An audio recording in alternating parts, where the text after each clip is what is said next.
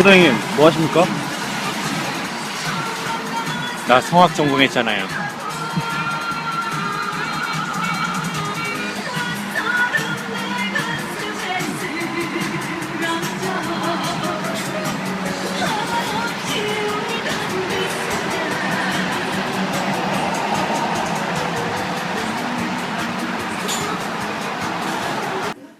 전에 우리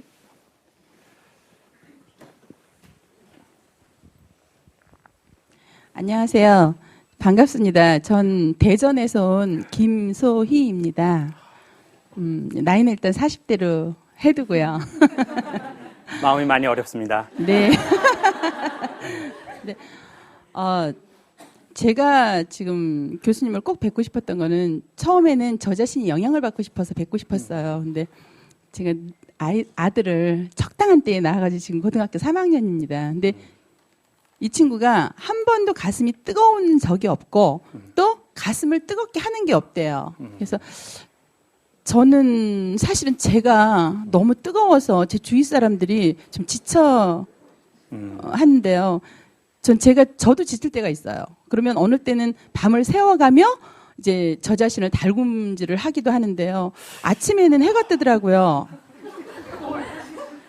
근데 그러면 허벅지 바늘 막 이런 거. 아니요, 저 자신에 대한 이제 고민을 대한. 하는 거죠. 예. 지금 현재 그러면은 우리 어머님께서는 어떤 뭐 일을 갖고 계십니까? 아니면 그냥 예, 일을 하고 있습니다. 아, 그러세요. 예, 평생에 이제 일을 놓고 쉬어본 게 딱 20개월이에요. 제가 일을 시작하면서부터. 근데 저는 일을 안 하면은 제 존재의 가치 때문에 죽을 것 같아서 일을 하거든요. 이것도 병인 건 알아요, 그 교수님. 얘기를 저희 아내에게 좀 해주셨으면 좋겠네요. 정말. 예, 개인적으로 제가 전화번호를 드리겠습니다. 근데, 그게, 이제 저희 아이를 보면서 안타까운 게 저는 사실은 강아지를 봐도 제 가슴이 뜨거워지거든요. 이쁘잖아요. 그리고 꽃을 봐도 이쁘고, 구르마를 끌고 가면서 그 피지를 주는 할머니를 보면은 안쓰러워서 가슴이 뜨거워지는데 이 가슴의 온도가 일정하다는 것은 봄도 없고 여름도 없고 가을도 없다는 거거든요. 그러니까 저희 남편도 똑같아요. 갈고 싶어요, 사실은. 근데 아니요. 체인지. 체인. 뜨거운 남자. 여름도 있고 겨울도 있는 남자로. 근데 이 두 남자가 사계절이 동일해요. 그러니까 제가 그 사람들을 보면서 더 뜨거워지는 것 같아요. 더 미칠 것 같고. 그래서 이 사람들의 가슴을 흔들다 이제 제가 흔들 수 없다는 걸 알았는데 제가 포기를 해야 되는 건지 아니면은 그냥 저는 제 길을 가야 하는 건지. 오케이, 좋습니다. 예. 일단 가려면은 러시아 오빠가 좋고요. 가슴에 털 엄청 많은 오빠들. 빽! 석유 사업하고 이러시는 오빠들. 근데 저는 이렇게 생각합니다. 사람은 각각 다른 물질이다. 그래서 끓는 온도가 다르다. 누구는 100도에 끓고 누구는 80도에 끓고 누구는 250도에 끓고 그 끓는 그 화학적 지점이 다른 것 같습니다. 그런데 우리 어머니께서는 그 끓는 온도가 상대적으로 빨리 어떤 상태가 되면 끓고 그걸 계속 유지하실 수 있는 대단한 에너지가 있으신 거는 스스로 알고 계시고요. 근데 그 남편이든 아들이든 아니면 주변의 그 누구든 제가 보기에는 그 가슴 끓을 수 있는 것을 그러니까 강압하지 않은 상태에서 기회를 제공하는 것이 그분의 몫이라고 생각합니다. 그리고 그것이 언제 끓을지에 대해서 인간이 손을 대기 시작하면 문제는 더 커지는 것 같습니다. 그래서 사람이 전에도 말씀드렸던 것처럼 인생이 고스톱이라면 일단 패를 잘 받아야 되고 기술을 잘 써야 되거든요. 이게 홍단, 청단을 먼저 먹을지 피를 먼저 먹을지. 근데 아무리 그렇게 해도 고스톱의 결정은 뒷패가 잘 맞는 겁니다. 전 뒷패를 종교적 단어로 은혜다라고 생각합니다.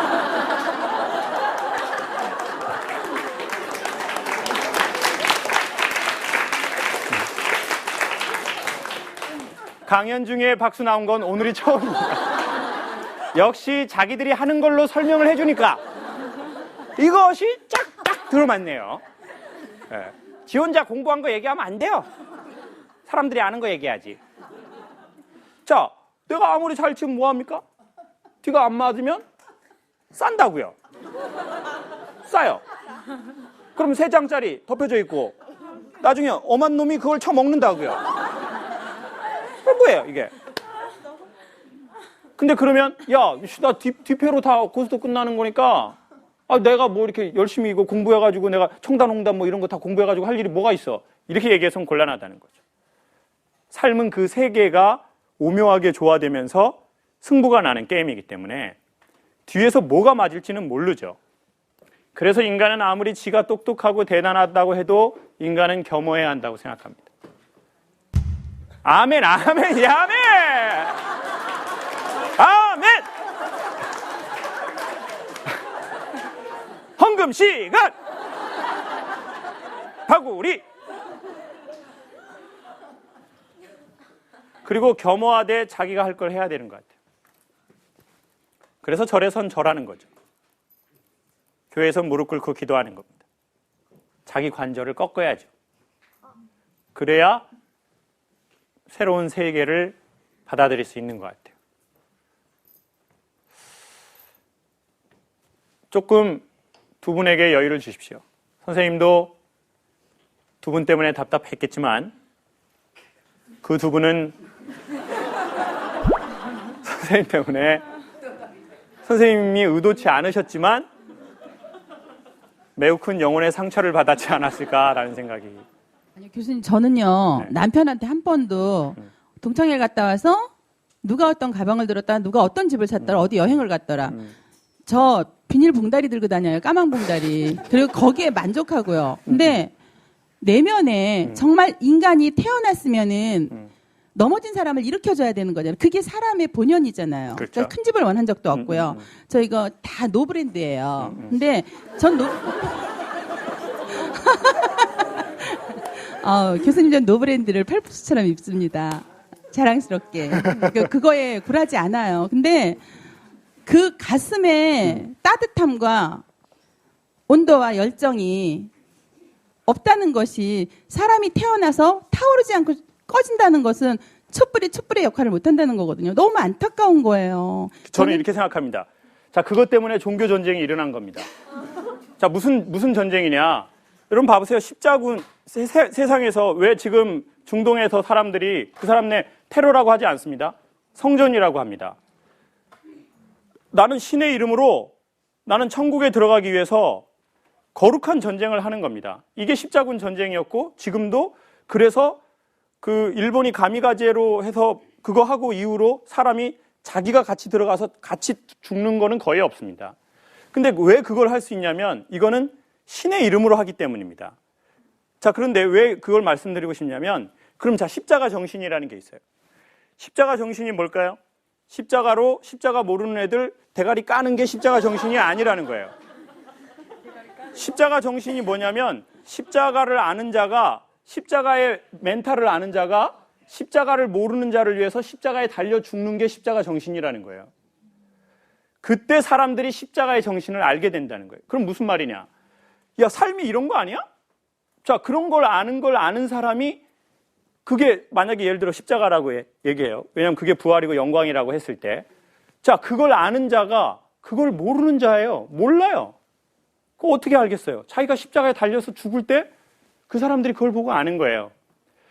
저는 이것이 종교적 얘기가 아니라 내가 어떤 멘탈이든 포프리쇼도 마찬가지예요. 누군가는 포프리쇼를 보고 되게 좋아했어요. 그래서 자기 주변 사람들한테 막 얘기를 한다고요. 근데 되게 강압적으로 얘기를 한다고요. 야, 포프리쇼 보라고 그랬지. 엄마가 포프리쇼 보라고 그랬잖아. 너 포르노쇼 보고 있어라. 엄마가 포프리를 보라고 그랬잖아. 포프리. 이 새끼가 어린 놈 새끼가 어디서 그런 걸 쳐다보는 이 새끼 너 이때까지 한 번이라도 봤어요? 안 봤어요? 영상? 안 봤어요. 뉘앙스가 안 봤다고. 왜 자꾸 물어봐? 봤는데. 여러분 자 봐보세요. 아는 자가 모르는 자를 위해서 죽는 것이 그것을 알게 하는 방법이라는 거예요. 근데 자꾸 우리는 얘기하는 거예요. 너 왜 그거 왜 모르니? 난 너무너무 답답해. 내 심장이 터져버릴 것 같아. 그러니까 애들이 말하는 거죠. 엄마, 난 벌써 터졌어. 엄마 때문에. 근데 엄마가 이렇게 얘기하죠. 야, 내가 너한테 그걸 강압했니? 엄마의 기운이 이미 우리 집을 먹었어. 그게 더 무섭다고. 그냥 말을 하고 조져. 말 안 하지 말고 기운으로 사람 다 죽이지 말고. 자, 이런 현상이 벌어진 거죠. 그리고 대부분 그 말 안 하는 사람들이 되게 교양 있는 사람들이에요. 그리고 본인이 너무 힘들어요. 차라리 말하시고 명품 하나 사세요.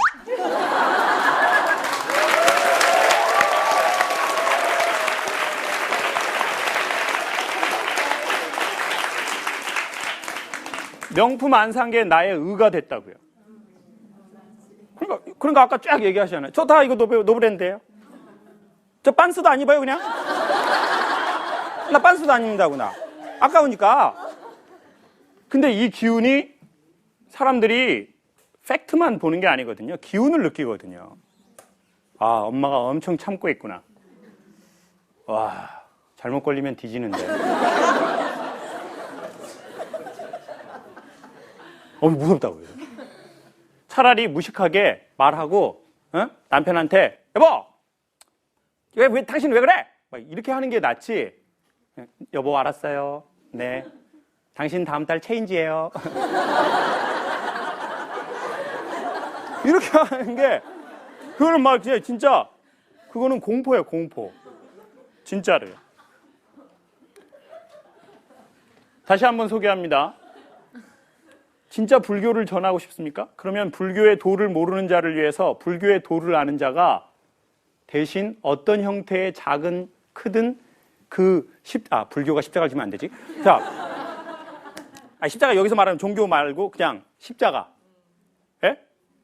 고난이나 수치나 불편함이나 형벌, 그것의 어떤 작든 크든 그걸 할 때 사람들이 불교의 길에 관심을 갖게 되는 거죠. 그리고 그때 물어보는 거죠. 당신은 왜 나한테 그렇습니까? 그러면 얘기하겠죠. 아, 그게 부처님이 그렇게 살라고 그랬던 거예요. 아, 예수님이 그렇게 나한테 했기 때문에 나도 당신에게 그렇게 한 거예요. 그러면 사람들이 그때 나도 당신의 그 길을 걷고 싶습니다. 근데 그게 엄마가 돌아가셔인지 몰라요. 저는요, 저희 엄마가요, 전에도 말씀드렸지만 저희 엄마 글 모르셔서 제가 엄마한테 영안사전 산다고 돈 받고 한영사전 산다고 돈 받았거든요.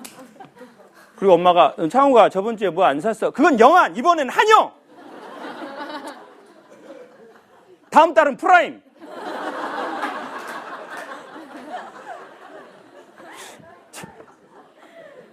엄마가 모르니까 그러는 거지. 그리고 돈 다 받았어요, 3번. 그리고 저는 제가 똑똑하다고 생각했어요. 근데 제가 10년, 20년 지나서 알았어요. 엄마가 그걸 다 알았다는 사실을. 그러니까 그거는 바로 깨달을 수 없습니다. 그리고 제가 보기에 부모가 되어간다는 것은 애보다 똑똑해지는 게 아니라 아는데도 모른 척하고 기다릴 수 있는 것이 부모나 어른이 되어간다는 거, 그 말인 것 같아요. 근데 나이만 많아지고 다 알아요. 나 다 알아. 귀신은 속여도 엄마 못 속여. 이건 엄마가 아니라 무당이라고 하는 거예요. 무당. 다 아는 거. 다 알아. 10월에 동쪽으로 가 있냐? 귀인이 나와. 목동역에. 그러니까 제가 보기에 세상은 아는 걸로 변하지 않고 알아주는 걸로 인간관계는 변하는 것 같아요. 알아주는 게 있죠. 너 힘들었지? 이건 아는 거. 얼마나 힘들으셨어요? 이건 알아주는 거.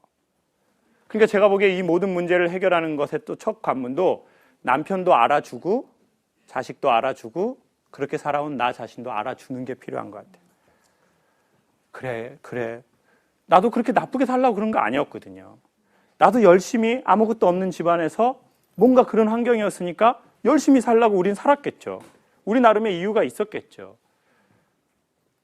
그리고 나도 열심히 일해서 돈은 내가 벌고 쓰는 놈들은 딴 놈이었겠죠. 항상 세상은 그렇거든요. 여러분, 돈 열심히 버는 사람은요, 쓰는 맛 잘 몰라요. 대부분은. 왜냐하면 버느라고 쓸 시간이 없거든요. 그리고 그런 분들 저 알고 지냈으면 좋겠어요. 저는 쓰는 맛 좀 알거든요. 뭐 옷도 사고 뭐 또 이태리도 가야 되고. 남편, 자식, 본인 자신 누구한테 메시지 한번 하시고 싶습니까?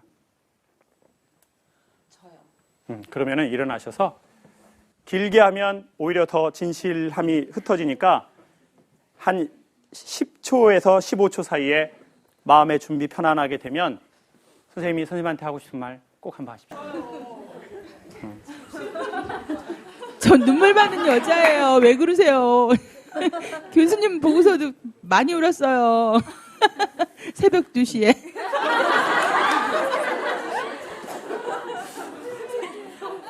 분신 삼아 하는데 새벽 2시에 포프리슈 보면서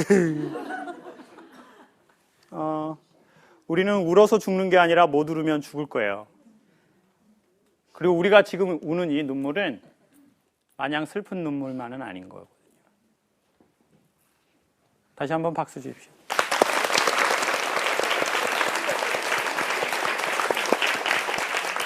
네, 그리고 이렇게 하시죠. 네, 이렇게 마이크를.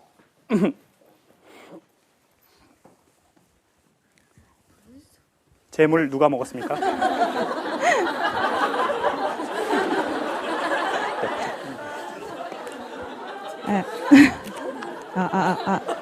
네, 안녕하세요. 저는 노원구 상계동에서 온 이혜숙이라고 합니다.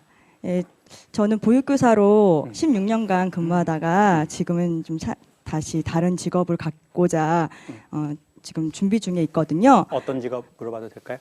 네, 지금 독서 지도사를 공부하고 있어요. 네. 네, 제가 책 좋아하고 제가 좋아하는 일을 해야 될 것 같아서 선택하게 되었어요. 애들은 싫어했다는 얘기를.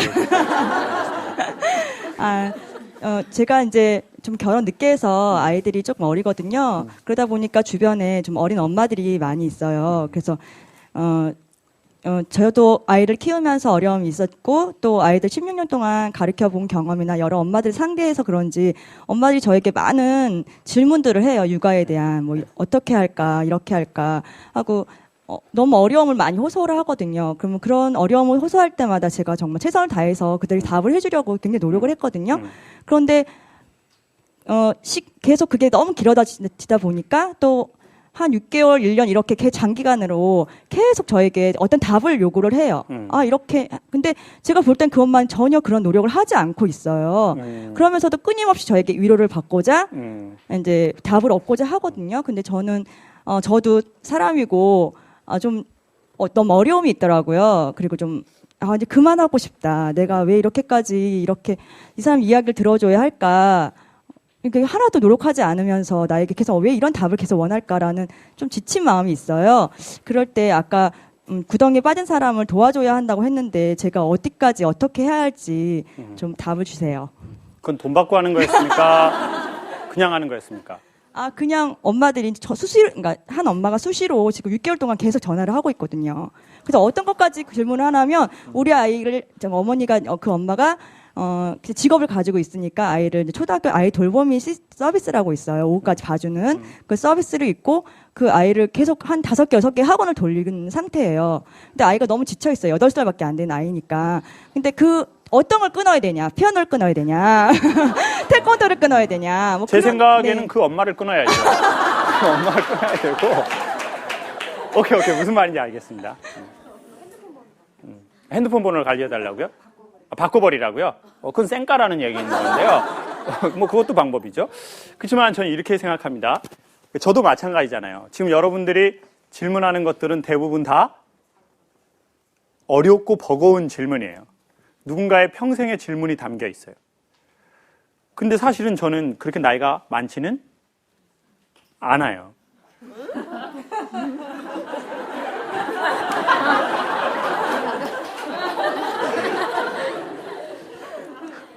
최근에 맞아본 적 있니?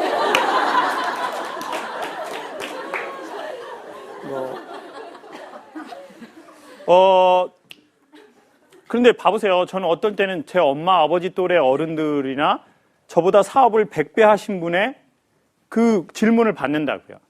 근데 처음에는요, 제가 그 좋은 마음이 있었어요. 좋아지기를 바라는.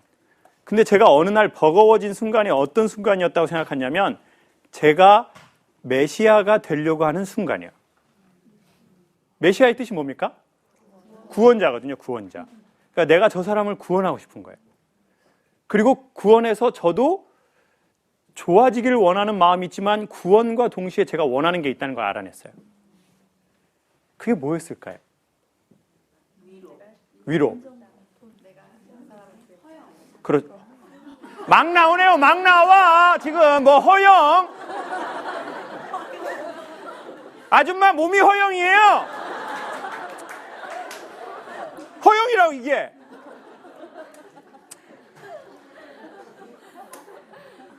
좀 사람이 좀 적정 수위로 대답을 해야지. 질문한다고 아무거나 다 얘기하고. 저는 그거를 되게 나중에 알아냈는데 그게 뭐냐면요. 이런 거였던 것 같아요. 야, 내가 너 문제 도와줬지? 그러니까 나 너한테 되게 소중한 사람이라고 말해봐. 그리고 내가 너한테 없으면 안 될, 너희한테 없으면 안 될 사람이라고 빨리 날 봐줘. 난 되게 외로워. 그리고 나는 인정을 받은 적이 없어. 난 공부를 잘한 적도 없고, 그리고 나는 집이 평화로웠던 적도 별로 없어. 그러니까 나에게 내가 원하는 거 빨리 줘. 그리고 그러면서 동시에 어떤 마음이 드는지 아세요? 다른 사람을 만나는 걸 원치 않아요. 그러니까 내 얘기만 들어. 다른 강의 듣지 마세요.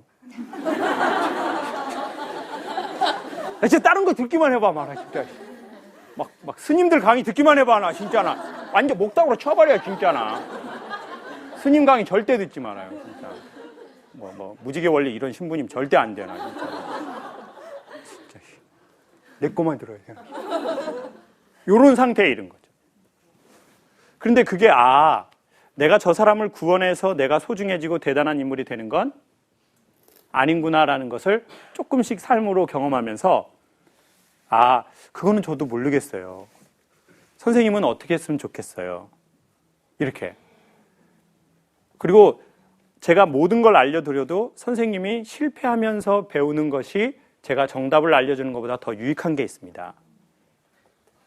저희 이번에 연구소에 그 실장님이 전화가 온 거예요. 소장님, 왜요? 그랬더니 저 차를 하나 살려고 그러는데요. 제가 속으로 네가 뭔 차야? 이렇게 조금 생각을 했어요. 아직은 차 사지 마. 근데 이제 소장님 근데요 제가 그 포프리 사장님이 사실은 300만 원짜리 자기 차가 있었는데 그걸 좀 타고 다니라고 실장님을 줬었어요. 300만 원짜리 차. 한 막 15년 된 그런 거 있었어요. 근데 이제 되게 탈만해요. 좋아요. 그런데 이제 그걸 타다가 사장님이 그걸 다시 이제 주라고 치사하게 얘기를 한 거예요. 치사한 사람이죠. 이거 포프리쇼는 투자해도 200은 아껴요.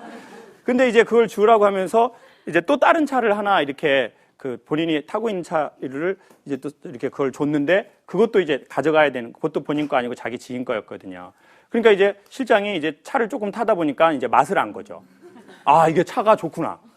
와이프 말고 다른 여자들도 막 태울 수 있고, 이거 좋구나. 그래가지고 차를 사야 되겠다. 그래가지고 차를 사고 싶은데 900만 원짜리 차를 이제 중고차로 사고 싶다고 저한테 전화가 온 거예요.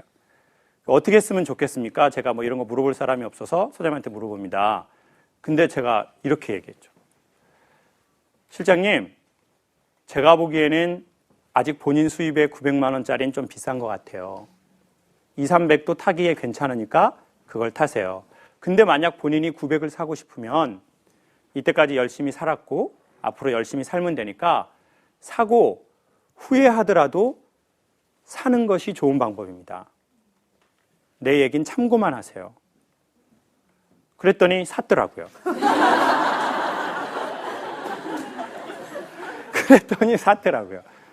그래서 그 차 타면서 오케이. 근데 삶을 마치 무슨 용암 무당이 운명처럼 저는 그건 거 개인적으로 솔직히 믿지 않아요.